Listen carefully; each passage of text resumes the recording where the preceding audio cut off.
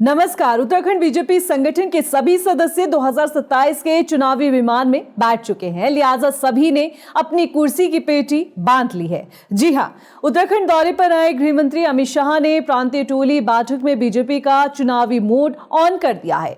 गृह मंत्री शाह ने बूथ लेवल के कार्यकर्ताओं के साथ ही वरिष्ठ नेताओं की जिम्मेदारी को तय कर बूथ जीता चुनाव जीता का मूल मंत्र दिया है। बता दें कि बीजेपी ने 2027 में होने वाले विधानसभा चुनाव में जीत की हैट्रिक लगाने के मकसद से प्रांतीय टोली बैठक का आयोजन किया, जिसमें गृह मंत्री शाह ने हिस्सा लिया और बैठक में उन्होंने 2027 के विधानसभा चुनाव की रणनीति को धरातल पर उतारने के साथ ही बूथ केंद्रित कार्यक्रमों की रूपरेखा को तय कर दिया। केंद्रीय गृह मंत्री ने पार्टी के नेताओं को साफ कर दिया कि वे बूथ स्तर पर कार्यकर्ताओं के साथ आपसी तालमेल बनाने के साथ ही संगठनात्मक विस्तार पर ध्यान दें। उन्होंने 2027 की रणनीति को खुद तैयार किया, जिस पर अमल प्रदेश संगठन को करने के लिए कहा गया है। बता दें कि शाह ने बूथ स्तर पर नए सेल और विभागीय इकाइयों का गठन करने के लिए कहा है। इसके अलावा सभी विधायकों को, सांसदों को निर्देश दिए गए हैं कि वे जनता और बूथ कार्यकर्ताओं की समस्याओं का समाधान करें।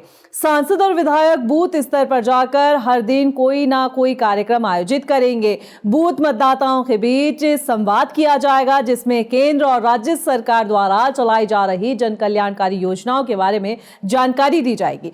विधायक मंडल स्तर पर भोजन पर चर्चा करेंगे। वहीं कार्यकर्ताओं को प्रदेश भर में विशेष प्रशिक्षण शिविर का आयोजन करने के लिए पार्टी को मजबूत करने की जिम्मेदारी को दिया गया है। केंद्रीय गृह मंत्री शाह की इस रणनीति से साफ है कि पार्टी का फोकस बूथ इकाइयों की मजबूती पर है, क्योंकि बीजेपी का एजेंडा साफ है कि पार्टी की ताकत उसके कार्यकर्ता हैं जो बूथ स्तर पर मतदाताओं से सीधा संवाद करते हैं। पार्टी पिछले चुनाव में 23 सीटों पर मिली हार को भी पचा नहीं पा रही। यही वजह है कि बूथ समिति के जरिए ही पार्टी की विचारधारा को गांव-गांव तक पहुंचाने का रास्ता तय किया जा रहा है। बीजेपी जानती है कि पार्टी के हक में वोट प्रतिशत बढ़ाने के लिए बूथ कार्यकर्ताओं की भूमिका अहम होती है।